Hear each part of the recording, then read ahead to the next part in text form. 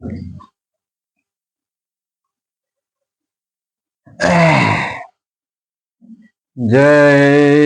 गुरुदेव। परम पुरुष गुरुदेव जी, जय गुरुदेव नाम। अलख अगम के पार में स्वामी तुम्हें प्रणाम। कोटि कोटि करूं वंदना, अरब खरब प्रणाम। चरण कमल बिसरू नहीं, जय गुरुदेव नाम। बानी हजूर स्वामी जी महाराज, चेतावनी भाग 2।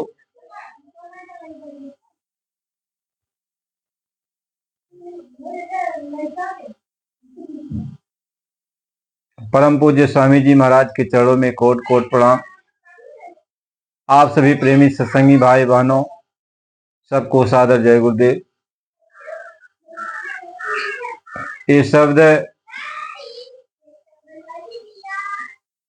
हुजूर महाराज राधा स्वामी जी महाराज के हैं। इस शब्द के माध्यम से स्वामी जी महाराज ने जीवों को समझाया है।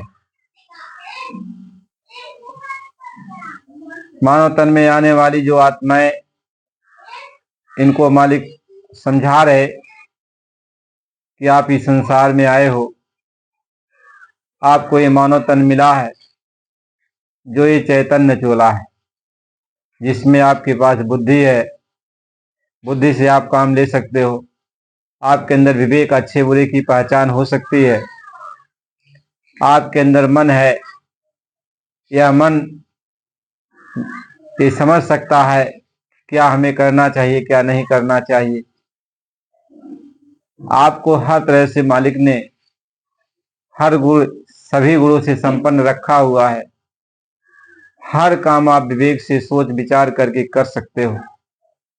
इस संसार में आपके आने का क्या उद्देश्य है, मानव तन पाने का क्या मतलब है, आखिर हम क्यों आए हैं, क्या करने के लिए आए हैं, हमारा देश कहाँ है, हम यहाँ क्या कर रहे हैं, हम अपने देश कैसे जाएंगे, अपने घर कैसे पहुंचेंगे, सभी प्रकार की बातों का जवाब इस चेतावनी में हुजूर महाराज स्वामी जी ने कहा है।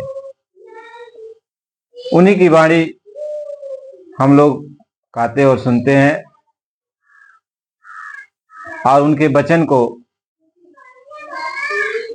हम लोग आपस में कह रहे हैं और सुन रहे हैं। आप उनके वचन को सुनकर हमें अमल करना चाहिए। आखिर वाणी क्या कह रही है, हमारे फायदे की कौन कौन सी बातें मालिक समझा रहे हैं, इन बातों को हमें समझना है। जब हमें नर्तन मिल गया, हमारे अंदर ज्ञान हो गई, बुद्धि हो गया, हमारे अंदर चेतने, सोचने विचारने की क्षमता आ गई, तो हमें करना क्या है। इस संसार, हम इस संसार में आके क्यों भटके हुए हैं, हमें क्यों नहीं पता लग रहा हम क्या कर रहे हैं और क्या हमें करना चाहिए। महाराज जी समझा रहे, अटक तू क्यों रहा जग में, भटक में क्या मिले भाई। मालिक समझा रहे, संसार में आप आए, कितना कष्ट, कितना तकलीफ सहने के बाद नरकों में गए, 84 में गए, नाना प्रकार का कष्ट झेला, नाना प्रकार की तकलीफ झेली, इतना दुख और सुख को भोगते हुए इतना मार पड़ी नरकों में 84 में, जिसका कोई वर्णन किया नहीं जा सकता। और आपको ये सारी चीजें जब भोग चुके आप, फिर आपको थोड़ा पाप और थोड़ा पुण्य मिला करके जो संचित कर्मों का भंडार है उसमें से थोड़ा पाप और थोड़ा पुण्य, थोड़ा अच्छा थोड़ा बुरा कर्म निकाल कर आपका ये प्रारब्ध बनाकर ये शरीर तैयार किया गया। यह शरीर में थोड़ा अच्छा कर्म है आपका, थोड़ा खराब कर्म है, दोनों को मिलाया गया, तभी मानो शरीर में यही भाग्य आपका बना। यह भाग्य बन गया। अब ये भाग्य आपको दे दिया गया और फिर आपको ये शरीर प्रदान कर दिया गया। आप 9 महीने माँ के गर्भ के अंदर रहे, फिर बाहर आए, फिर बालापन तो बालकों के संग बीत गया। इसके बाद थोड़ा सियाने हुए, फिर पढ़ाई लिखाई में फिर और सियाने हुए, तो शादी विवाह हो गया। और इसके बाद जो है आप दुनिया में बह गए, परिवार के साथ मोह माया में फंसकर बाल बच्चों के बीच में बहाते चले जा रहे। अब आपको रुकने का कोई नाम ही नहीं मिलता कि आप कब ठहरेंगे, कब रुकेंगे, कब सोचेंगे कि आखिर हमें मानव तन क्यों मिला। शादी विवाह हो गया तो परिवार के साथ मोह माया में फंस गए। अब मोह माया में फंस गए, परिवार के साथ रहने लगे, तब तक आपके भी बाल बच्चे पैदा हो गए। अब उन्हीं बाल बच्चों को उनकी सेवा करना, कि उनको खिलाना पिलाना नहलाना धुलाना, उनके लिए व्यवस्था। जब बच्चे थोड़ा सियान हुए तो उनको पढ़ाना लिखाना, फिर उनके लिए हर बात सोचना। आप तो अपना भूल ही गए, आप तो अपना भूल ही गए, लेकिन अब अपने बच्चों के लिए सोचना विचारना है, उनके लिए जो है कहाँ से धन ले आऊं, क्या करूं क्या नहीं करूं। अब इसके लिए परदेश चले गए, कमाने के लिए चले गए, कोई नौकरी चाकरी कर लिए, दुकानदारी का काम कर लिए, कोई भी धंधा इन बच्चों के लिए अपना लिया, अपने लिए भी अपनाया, बच्चों के लिए भी अपना लिया। अब आपको ये फुर्सत नहीं मिल रहा है कि हम यहाँ क्यों आए हैं, किस लिए आए हैं, क्या करने के लिए आए हैं, हम कितना कष्ट झेल कर आए हैं। हमने प्रभु से क्या कहा था कि अब की बार हमको मानव तन दे दीजिए, हम ताकि अब की बार जो है ऐसा काम कर ले ताकि अपनी आत्मा को फिर नरको 84 में न जाने दे। आपने प्रभु से वादा किया, प्रभु से विनती प्रार्थना किया, प्रभु ने आपकी प्रार्थना सुन लिया, आपको मानव तन दे दिया। लेकिन अब मानव तन पाने के बाद ये आपका सिलसिला चालू हो गया। धीरे धीरे धीरे धीरे धीरे धीरे आपके बच्चे सियाने हो गए, उनके शादी विवाह में लग गए, फिर उन बच्चों की भी शादी हो गई, बच्चों की शादी हो गई, परिवार आ गया, उनके भी बच्चे पैदा हो गए। अब आपको मोह माया और सताने लगी कि नाती पनाती हो गया। अब नाती की मोह माया में फंस गए। अब उसको समझाना बुझाना, उसको पढ़ाना लिखाना उसके बारे में, तब तक शरीर की अवस्था ढलती चली गई, शरीर की अवस्था ढलती चली जा रही, गिरती चली जा रही है। शरीर में वो बल नहीं रह जा रहा, ताकत नहीं रह जा रही। महात्मा ये समझाए तो अटका हुआ है और ये भटक गया है कि हमें कहाँ जाना है, हम क्या यहाँ कर रहे हैं। जिस उद्देश्य के लिए तू यहाँ पे आया था वो तो छूट गया। और जैसे कोई मेला ठेला में भटक जाता है, मेला ठेला में वह गया कुछ काम करने के लिए, फिर वापिस अपने घर पहुंचने के लिए, लेकिन मेला में गया भूल, भटक गया। ऐसे हम लोग ही से मेला में, मोह माया के मेला में, परिवार समाज के मेला में हम गए, अपने आप को भूल, अब भटक गए। अब सही मार्ग मिल ही नहीं रहा है, अपने घर जाने का मार्ग मिल ही नहीं रहा है, अब भटके हुए हैं। भटक भटक सब भटका खाया और लगा न कहीं ठौर ठिकान, कहीं ठौर ठिकान लगने वाला नहीं, भटक गए सब। महात्मा वही समझा रहे, अरे बच्चा क्या करने के लिए आए थे। कहते आए थे हरिभजन को, अब होटल लगी कपास। यहाँ तो प्रभु को याद करने के लिए आया था, भजन करने के लिए आया था, अपनी आत्मा को जगाने के लिए आया था। लेकिन ये कपास ये धुन रहा है, रुई धुन रहा है, इसमें क्या मिलेगा, कपास में क्या मिलेगा, इसको धुनने में क्या मिलेगा। कोई कुछ लेके गया, उसको कुछ मिला, पूरा जीवन धुनते रहा। जैसे दुनिया जो है कपास को धुनता रहता है, कुछ मिलता नहीं उसमें, कपास में क्या मिलेगा। ऐसे ही रात दिन तुम धुन रहे हो, रात दिन धुन रहे हो, इसी धुन में लगे हो, बिटिया के बिटवा के, परिवार के, समाज के, मोह माया के, जात पात के अहंकार में, मान बड़ाई के चक्कर में, इसी को धुनने में लगे हो, इसी के फेर में पड़े हुए हो। और आपको अपना वतन भूल गया, अपना घर भूल गया, अपना वादा भूल गया, आप सारे वादे को तोड़ दिए। महात्मा इस बात को समझा रहे, ये समझा रहे कि अटक तू क्यों रहा जग में, भटक में क्या मिले भाई, खटक तू धार अब मन में, खोज सतसंग में जाई। कहे कुछ तो मिला तो नहीं थे भटकन में। आखिर सब लोग यहां से जा रहे हैं तो अकेले जा रहे हैं, उनके साथ आप देखो क्या जा रहा, खेती बाड़ी जा रहा, कि परिवार जा रहा, कि बाल बच्चे जा रहे हैं, जिसके लिए तू रात दिन ढूंढता रहा, परिश्रम करता रहा, मेहनत करता रहा, माल अटारी बनाने में, हाथी घोड़ा बंगला खरीदने में, बाल बच्चों के बीच में, लेकिन गया कुछ। महात्मा ये समझाते कुछ तो गया नहीं, खाली हाथ आया था और खाली हाथ चला गया। आखिर तुम्हें मिला तुम्हें क्या? चेतावनी में समझा रहे हैं मालिक, आखिर तुम्हें क्या मिला? कुछ तो मिला नहीं। इसलिए होश करो, अब से चेत जाओ, जो समय बचा हुआ है अपने अंदर एक खटका ले आओ कि मेरी समय तो निकल गया, बहुत सारा समय निकल गया। अरे सूरज ढलने के कगार पर आ गया है, सूर्य डूबने वाला है, रात होने वाली। अपने अंदर एक खटका ले आओ, चिंता ले आओ, आपकी तो रात हो जाएगी और रास्ता बहुत लंबा। रात हो जाएगी तो 84 के जंगल में चले जाओ, जेल खानों में चले जाओ। इसलिए कहा आगे रहे न अंधेरा भारी, और काजे करो कुछ दिन में। आगे तो बहुत बड़ी रात है, इतनी बड़ी अंधेरी रात है, इतनी बड़ी रात है कि ये रात कभी दिन में बदलने वाली नहीं। आगे तो बहुत बड़ी रात, अभी दिन है, अभी कुछ सांसों की पूंजी बची है, अभी दिन है, अभी चेत लो, समझ लो, अपने घर निकल चलने की तैयारी करो। अभी जो समय बचा है, कहे जो दिन गया सो जाने दे, मूर्ख है जहु चेत, और कहते पलटू दास हैं कैले हरि से ही, कहे जो दिन चला गया बच्चे चला गया।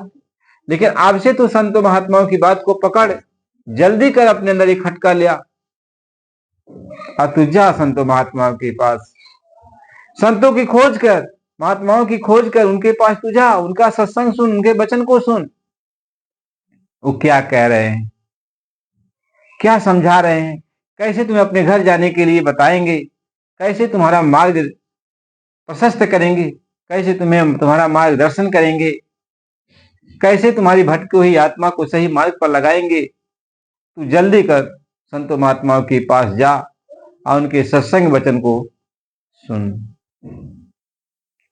खटक तू धार अब मन में, खोज सतसंग में जाई। अब तू सत्संग में जा, उनके संतों महात्माओं का दर्शन कर, उनके सत्संग वचन को सुन, बड़े ध्यान से सुन वो क्या कह रहे हैं। जब उनके सत्संग के वचन को सुनेगा, गौर से उसको पिएगा, एक एक वचन पर अमल करेगा, तब तुम्हें मालिक से मिलने के लिए, भगवान से मिलने के लिए, अपने घर चलने के लिए तुम्हारे अंदर एक तड़प पैदा होगी, तुम्हारे अंदर विरह की आग जगेगी। विरह का मतलब होता है तुम अभी दूर हो, वियोग है तुम्हारे अंदर, वियोग किया कि हम मालिक से दूर क्यों हैं, अब मिलने की उनके लिए तड़प पैदा हो जाएगी, तुम्हारे अंदर ये आग जगेगी विरह की, तुम्हारे अंदर अब मिलने की एक प्रबल इच्छा जाग जाएगी। जब महात्माओं का तुम सत्संग सुनने लगोगे, संतों महात्माओं के पास बैठकर उनका दर्शन करोगे और उनका सत्संग सुनोगे, तो मालिक से मिलने के लिए तुम्हारे अंदर ये तड़प पैदा हो जाएगी। विरह की आग जब भड़के, दूर कर जगत की काई।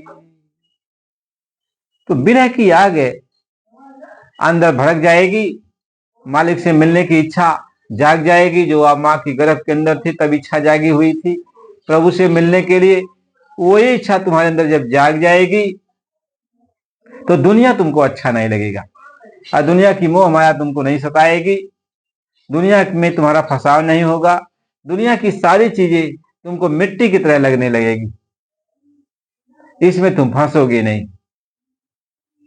लगा लो लगन सतगुरु से,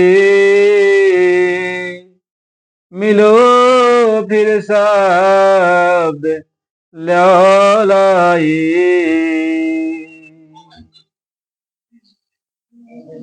इसके बाद क्या होगा? जब उनका सत्संग सुनोगे तो सदगुरु से लगन लग जाएगी, गुरु से प्रेम हो जाएगा, महात्माओं से प्रेम हो जाएगा। लगन लग गई कि अब उनका हम बराबर दर्शन करेंगे, उनके हम बराबर दर्शन करेंगे, उनके बराबर वचन को सुनेंगे। आप कहीं पर भी रहोगे, समय निकाल कर संतों महात्माओं का दर्शन करने के लिए, उनके वचन वाणी को सुनने के लिए आप जाते रहोगे, आते रहोगे, जाते रहोगे, आज आने जाने का सिलसिला चालू हो जाएगा। और जब बराबर उनके पास जाओगे, आओगे, उनकी सेवा में लग जाओगे तो किसी न किसी दिन महात्मा प्रसन्न हो जाएंगे। कहें गुरु प्रसन्न है जाके ऊपर,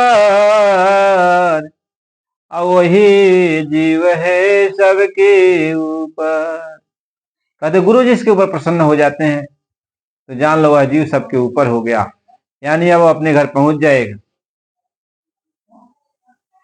कहें गुरु प्रसन्न है सब जगह रूठे, तो भी उसका रोम न टूटे। कहते गुरु प्रसन्न है और दुनिया रूठ जाए फिर भी उसका कोई अनुभव नहीं कर सकता। अब तो जीव अपने घर जाएगा ही, उसको और कोई ले नहीं जा सकता। महात्मा इस बात को समझा रहे। कहते लगा लो लगन सतगुरु से, मिलो फिर शब्द लाई। तो प्रसन्न जब हो गए तो आपको अपने घर जाने का, प्रभु से मिलने का, जन्म मरण के बंधन से छूटने का, यानी सारे बंधनों से छूटने का वह आपको रास्ता बता देंगे, आपको कुंजी दे देंगे और ताला खोल देंगे। सारे बंधनों से, सारे जेल खानों से आप निकल जाओगे। इसलिए उसको बंदी छोर कहा जाता। जब प्रसन्न हो गए तो कुंजी लगा दिया और ताला खोल दिया। सारे बंधन से, 84 के बंधन से, कर्मों के बंधन से, मोह माया के बंधन से, सारे बंधनों से वो आपको निकाल देंगे। आपको शब्द की कुंजी पकड़ा देंगे, अपने घर जाने का मार्ग बता देंगे, उस पर लगा देंगे। जब बाहर से जेल खानों से निकाल देंगे, इन बंधनों से संचित कर्मों का भंडार साफ कर देंगे, क्रियामान कर्मों का भंडार साफ कर देंगे, प्रारब्ध कर्मों में कमी कर देंगे,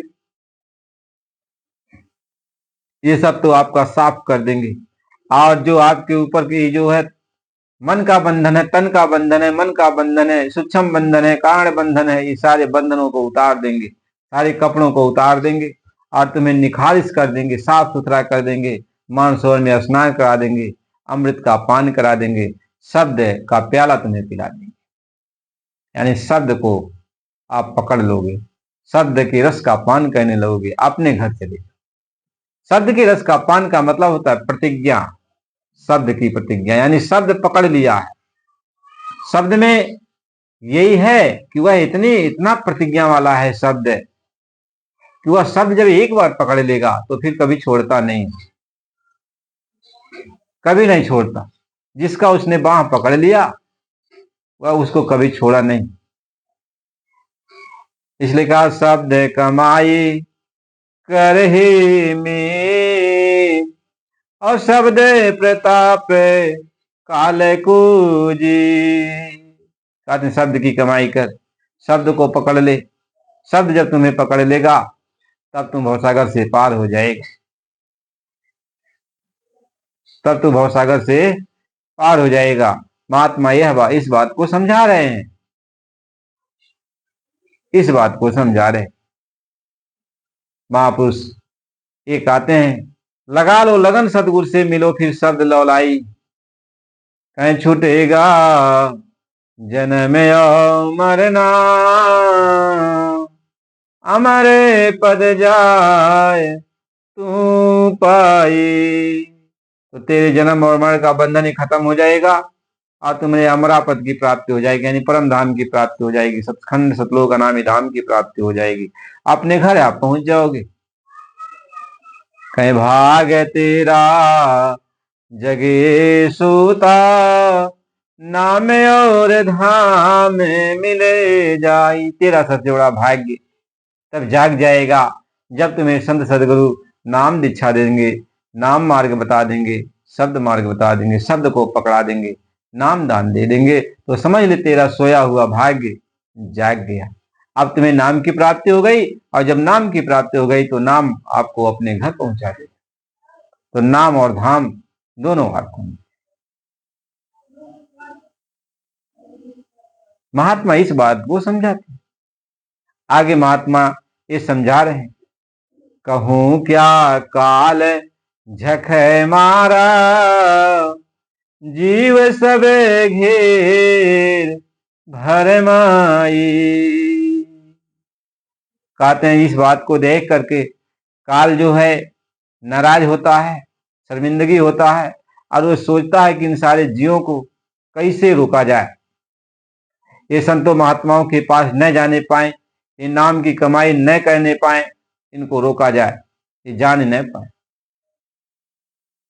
कहूं क्या काल झख मारा, जीव सब घेर भरमाई। नहीं कोई मौत से डरता, खौफ जम का नहीं लाई। कहते सारे के सारे जीव को इतना घुमा फिरा कर भरमा दिया कि कोई अपनी मौत से भी नहीं डर रहा है, कोई नरको 84 से भी नहीं डर रहा, कोई अपनी मौत से भी नहीं डर रहा।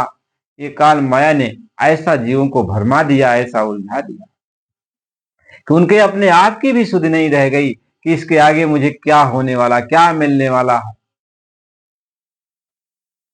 कहते हैं फांसी सब मोह की फांसी,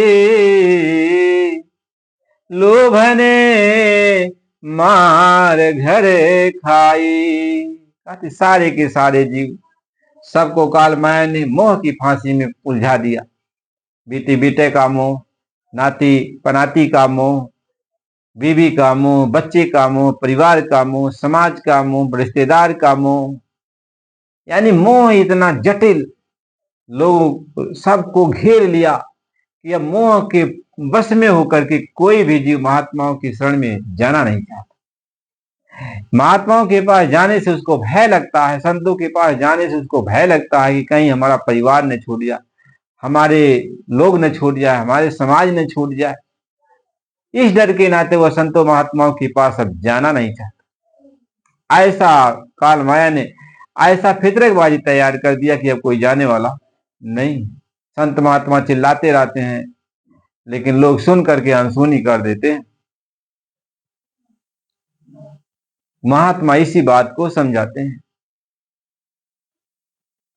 कि काम और क्रोध बीच बीच में, जीव से भार झोंकवाई।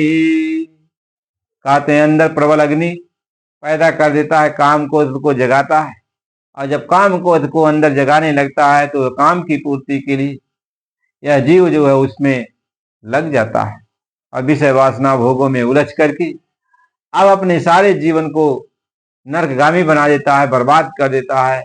अब उसको गम ही नहीं रहता कि कब सूर्य उदय हुआ और कब अब डूबने के कगार पर है। जब सूर्य डूबने के कगार पर आ जाता है, अब तन में कोई बल नहीं रह जाता, बुद्धि विवेक काम नहीं करती, अब सारी इंद्रियां जवाब देती हैं, तब अब सोच रहा है कि हमने तो बड़ी गलती कर दिया, पूरा समय ही बीत गया, अब तो कुछ होने वाला नहीं, अब पछतावा क्या करे। कहीं अब पछतावा क्या करे जब चिड़िया चुग गई खेत, अब पछता के क्या करोगे जब समय आ गया। अब जब समय आ गया तब क्या करोगे, अब तो जाना है।